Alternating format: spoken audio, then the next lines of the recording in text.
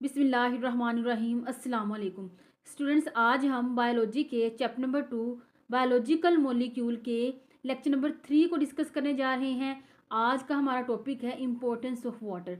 Basically जब हम water की बात करते हैं तो एक बात हमारे सामने आती है कि पानी के बगैर ज़िंदगी नामुमकिन है। और आपने ये अपने सराउंडिंग में भी ऑब्जर्व किया होगा, जहाँ पानी ज़्यादा होता है लाइफ भी वहाँ ज़्यादा है। जैसे सहराई इलाके में पानी कम है तो वहाँ लाइफ भी कम है, लेकिन अगर आपने देखा होगा दरियाओं के किनारों के नज़दीक लाइफ थोड़ी ज़्यादा होती है एज़ कम्पेयर टू सहरा। तो इसी वजह से हम कह सकते हैं पानी ज़्यादा होगा तो लाइफ भी ज़्यादा होगी। तो इसी वजह से पहली लाइन जो आपकी बुक में लिखी गई है वो ये है, water is medium of life.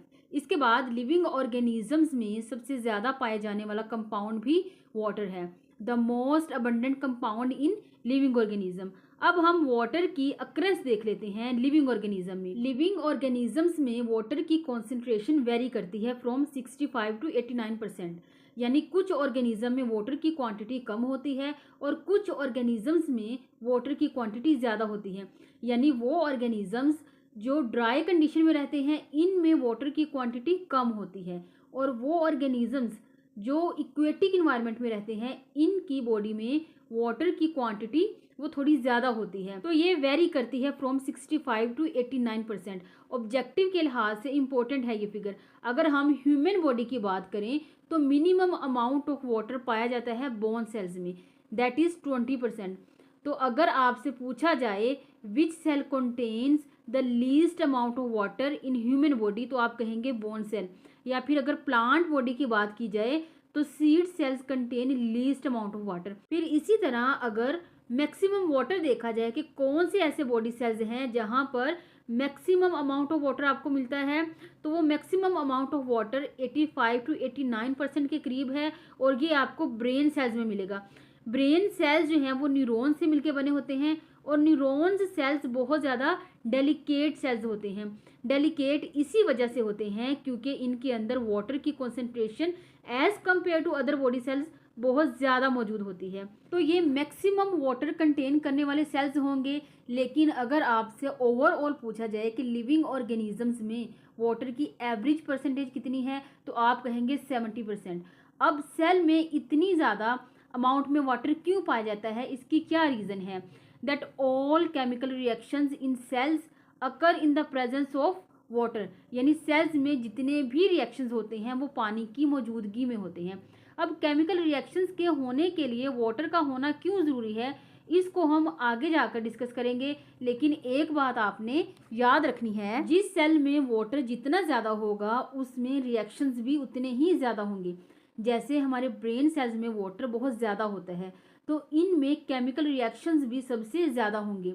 Brain cells में एक सेकंड में कई हज़ार रिएक्शंस होते हैं। इसके अलावा water also takes part in many chemical reactions. यानी काफ़ी ज़्यादा रिएक्शंस ऐसे हैं जिनमें पानी बाकायदा हिस्सा लेता है, जैसे हाइड्रोलिसिस ऑफ मैक्रोमोलिक्यूल्स। यानी जब मैक्रोमोलिक्यूल्स को तोड़ा जाता है तो अक्सर पानी के ज़रिए ही तोड़ा जाता है। अब पानी के ज़रिए क्यों तोड़ते हैं और कैसे तोड़ते हैं इसकी रीज़न हम अगले लेक्चर्स में डिटेल में डिस्कस करेंगे। तो अभी आपने जहन में रखना है कि जब भी मैक्रोमोलिक्यूल्स को तोड़ा जाता है तो वाटर की मदद से तोड़ा जाता है। इसके बाद काफ़ी सारे रिएक्शंस ऐसे हैं जिसमें वाटर चीज़ों को बनाने के लिए इस्तेमाल होता है, जैसे फोटोसिंथेसिस है। इसमें आपको पता है कार्बन डाइऑक्साइड और वाटर के मिलने से फूड बनता है। तो यही लिखा है, it is used as raw material in photosynthesis. अब रॉ मटेरियल का क्या मतलब है? ऐसा मटेरियल जो किसी चीज़ को बनाने के लिए इस्तेमाल होता हो। जैसे अगर हम बिरयानी बनाना चाह रहे हैं तो बिरयानी बनाने के लिए रॉ मटेरियल कौन से हैं? राइस, चिकन और दूसरे मसाले। इसी तरह फोटोसिंथेसिस में फूड बनती है, तो फूड बनाने के लिए जो रॉ मटेरियल्स हैं वो हैं कार्बन डाइऑक्साइड और वाटर। अब नेक्स्ट है हमारे पास प्रॉपर्टीज़ ऑफ वाटर। वाटर की इम्पोर्टेंस को हाईलाइट करने के लिए वाटर की प्रॉपर्टीज़ आपकी बुक में दी गई हैं। अब इन प्रॉपर्टीज़ के नाम देख लें। पहली प्रॉपर्टी है सॉल्वेंट प्रॉपर्टीज़, सेकंड है heat capacity, third one heat of vaporization, fourth one ionization of water and fifth one है प्रोटेक्शन। वन बाय वन हम इन प्रॉपर्टीज़ को डिस्कस करेंगे। सबसे पहली है सबसे पहली जो प्रॉपर्टी दी गई है वो है सॉल्वेंट प्रॉपर्टीज़। जब हम बात करते हैं सॉल्वेंट की तो पानी एक पोलर कंपाउंड है। अब पोलर कंपाउंड क्या होते हैं? हर वो कंपाउंड जिसके ऊपर पार्शियल पॉजिटिव और पार्शियल नेगेटिव चार्ज मौजूद हो उन्हें हम पोलर कंपाउंड कहते हैं। अब ये पोल्स डिवेल्प कैसे होते हैं? जैसे अगर हम वाटर का स्ट्रक्चर ड्रॉ कर लें तो पानी में 2 हाइड्रोजन हैं और 1 ऑक्सीजन है। हाइड्रोजन के ऊपर पार्शियल पॉजिटिव चार्ज है और ऑक्सीजन के ऊपर पार्शियल नेगेटिव चार्ज है। अब आप क्या जानते हैं कि इस हाइड्रोजन और ऑक्सीजन के दरमियान कौन सा बॉन्ड पाया जाता है? इनके दरमियान कोवलेंट बॉन्ड पाया जाता है। लेकिन ये किस किस्म का कोवलेंट बॉन्ड है? असल में कोवलेंट बॉन्ड की 2 इकसाम होती हैं।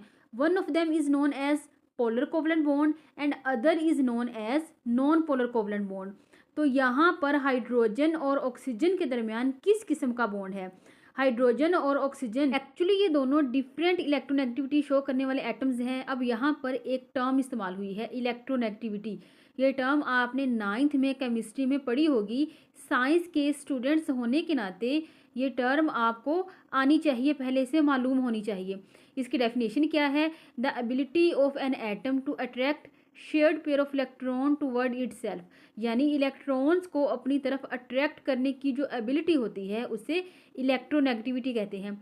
अब आप देखें कि oxygen is more electronegative atom as compare to hydrogen atom, यानी ऑक्सीजन की इलेक्ट्रोनेगेटिविटी ज़्यादा है हाइड्रोजन की निस्बत। Hydrogen is less electronegative atom और oxygen is more electronegative atom. और इस तरह से जब 2 डिफरेंट इलेक्ट्रोनेगेटिविटी रखने वाले एटम्स एक दूसरे के साथ अट्रैक्ट करते हैं तो इन दोनों एटम्स के दरमियान जो इलेक्ट्रॉन शेयर हो रहे होते हैं तो वो मोर इलेक्ट्रोनेगेटिव एटम की तरफ ज़्यादा अट्रैक्ट हो जाते हैं।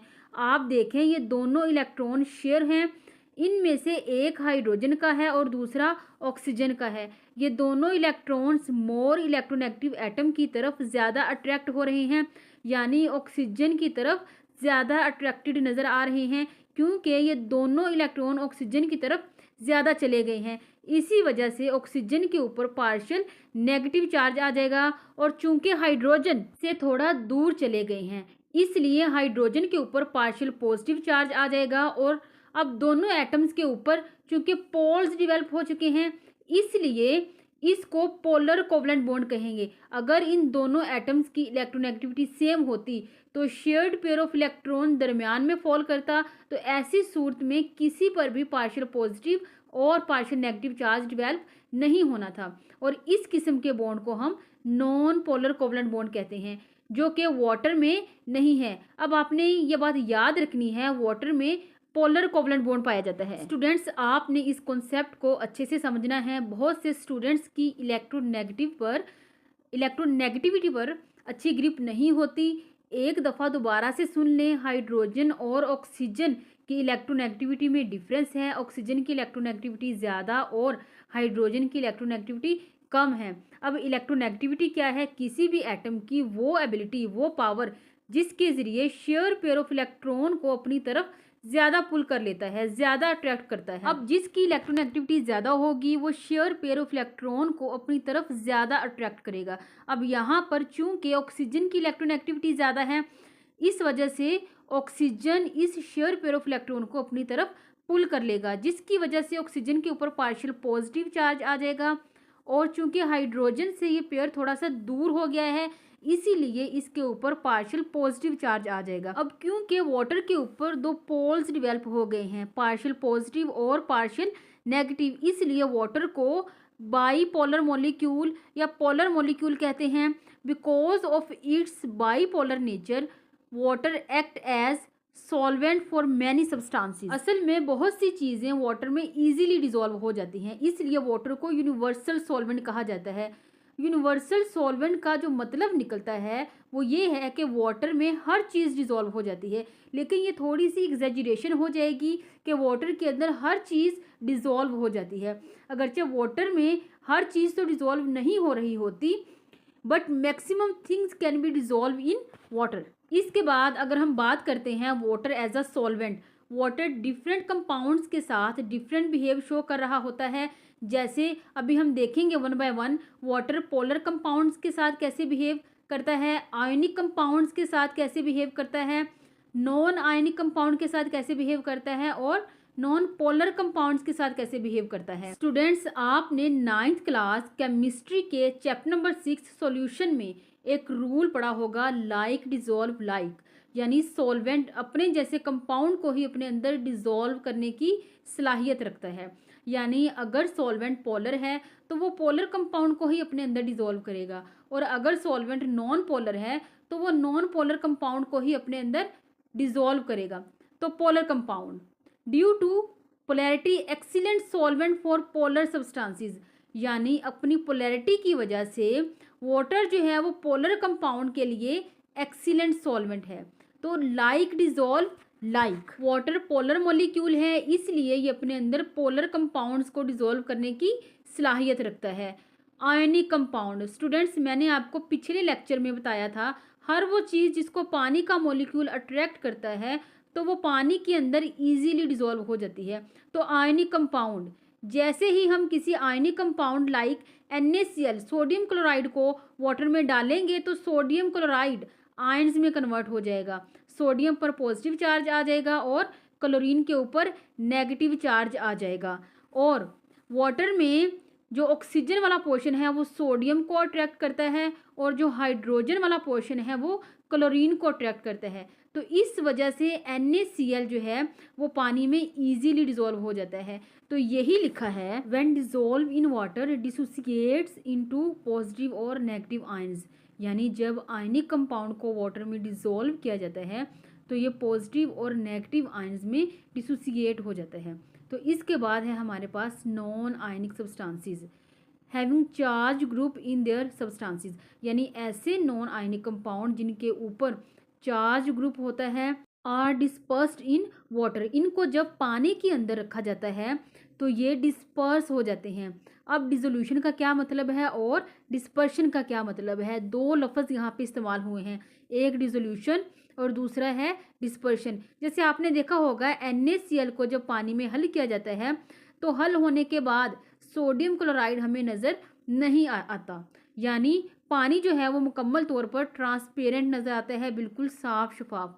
लेकिन जब हम डिस्प्रीन की गोली पानी में डालते हैं तो आपने देखा होगा कि डिस्प्रीन की गोली पानी में बिखर जाती है, लेकिन पानी में मुकम्मल तौर पर हल नहीं होती, क्योंकि डिस्पर्शन की गोली छोटे छोटे पार्टिकल से मिलकर बनी होती है। जब इसको पानी में डाला जाता है तो ये अलहदा अलहदा हो जाते हैं और ये पार्टिकल्स हमें मूव होते हुए नज़र आते हैं, तो ये डिस्पर्शन है।